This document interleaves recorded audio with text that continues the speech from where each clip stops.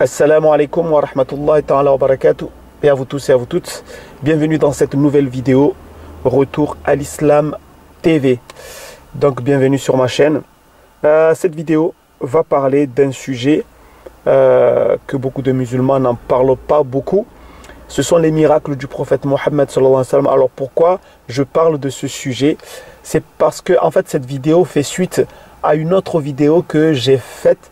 C'est la vidéo où je répondais justement à un chrétien qui me demandait qu'en islam il n'y a pas de miracle, mais dans le christianisme il y a plein de miracles, etc., etc.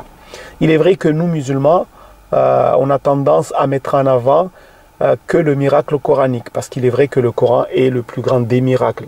D'accord, un livre qui a été envoyé à 14 siècles et qui parle encore aujourd'hui aux gens de notre époque, avec tous les signes scientifiques qu'il y a dedans, avec la façon dont le Coran a été révélé, c'est-à-dire en langue arabe, mais comme Allah le dit dans le Coran, c'est une langue pure, arabe, une langue très noble.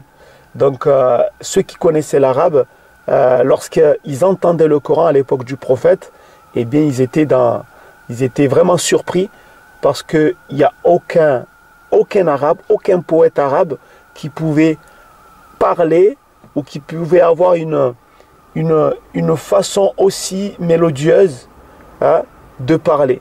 D'accord? Alors que le Coran, lorsqu'il a été révélé avec une façon vraiment unique. Mais bon, mais ça, il faut maîtriser la langue arabe pour le comprendre. Mais en tout cas, le Coran reste le miracle, le plus grand miracle des musulmans, de l'islam. Mais au-delà de ce miracle, il y a eu beaucoup de miracles. Et le prophète sallallahu alayhi wa sallam a fait beaucoup de miracles. Ici, Inch'Allah, je vais tout simplement vous parler des miracles que le prophète a fait au début de la révélation. C'est le miracle de la brebis. Nous sommes au début de la révélation.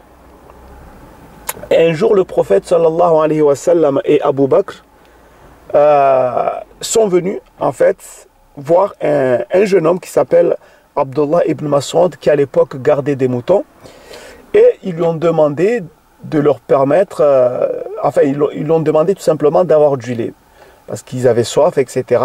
Et ce jeune homme, c'était un jeune homme fétiche, qui était quelqu'un qui gardait des moutons, et ce jeune homme, qui s'appelle Abdullah ibn Mas'ud, va dire au prophète sallallahu alayhi wa sallam et à Abu Bakr qu'il ne pouvait pas leur donner du lait parce que les brebis ne lui appartenaient pas. Et là, le prophète sallallahu alayhi wa sallam va tout simplement lui demander de lui montrer une brebis qui n'a pas de lait. Mais je vais laisser Abdullah ibn Mas'ud lui-même raconter cette anecdote. Donc écoutez bien, c'est Abdullah ibn Mas'ud lui-même qui raconte. Alors que j'étais encore qu'un jeune adolescent, je gardais un troupeau de moutons appartenant à Uqba ibn Abi Mu'ayt. Un jour, le messager de Dieu sallallahu alayhi wa sallam et Abu Bakr vinrent à moi et me dirent: jeune homme, pourrais-tu nous donner un peu de lait à boire? Je leur répondis: je ne suis pas le propriétaire de ces bêtes, par conséquent je ne peux pas vous offrir à boire. Le prophète sallallahu alayhi wa sallam me dit alors: aurais-tu une brebis qui ne donne pas de lait, non encore saillie par un mâle? Je lui dis que oui, puis je la portai. Le messager de Dieu sallallahu alayhi wa sallam l'attacha par les pieds, puis passa sa main sur ses mamelles. Il invoqua ensuite Dieu et aussitôt les mamelles se remplirent de lait. Voilà, il est là, le miracle. Abu Bakr lui apporta un récipient en pierre creusé dans lequel il recueillit le lait. Puis Abu Bakr Siddiq radiyallahu anhu but et je bus à mon tour. Le prophète sallallahu alayhi wa sallam a dit ensuite aux mamelles: contractez-vous. Et elles se contractèrent. Subhanallah.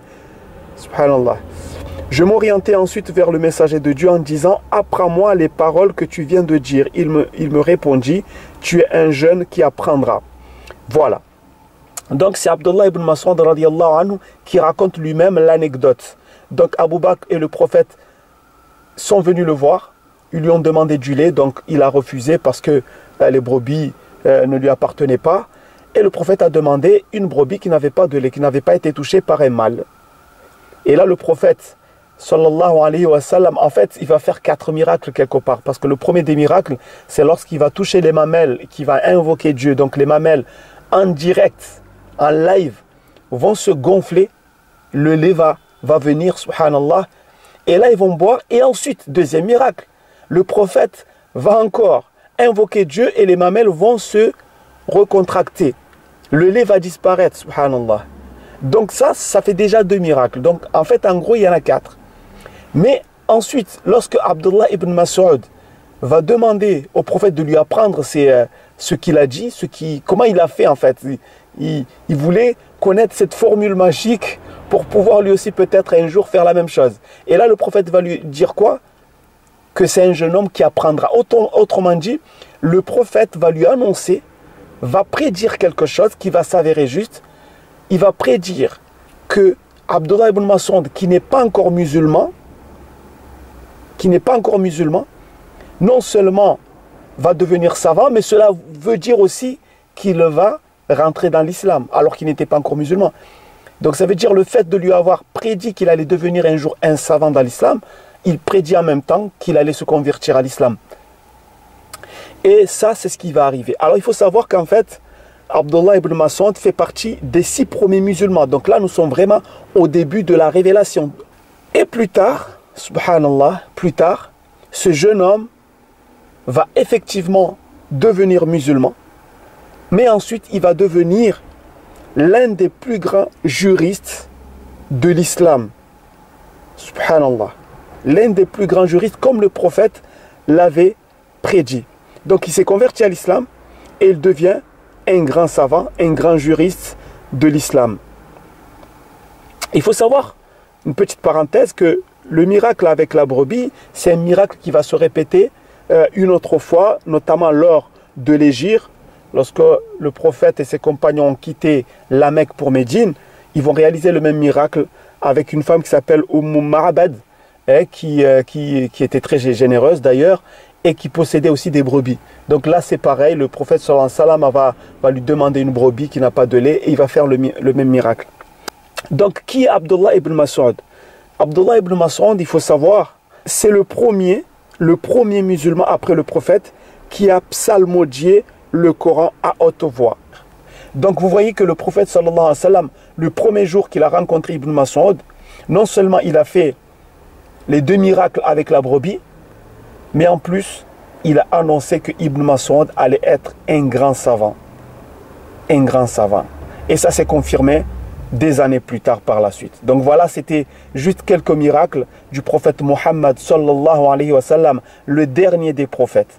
Après Moïse, après Isa ibn Maryam, après Jésus, fils de Marie, paix sur eux tous, le prophète Muhammad sallallahu alayhi wa sallam est venu clôturer la prophétie. Et lui aussi, il a fait beaucoup de miracles. Sur ce, je vous donne rendez-vous dans une prochaine vidéo. Assalamu alaikum wa rahmatullahi wa barakatuh.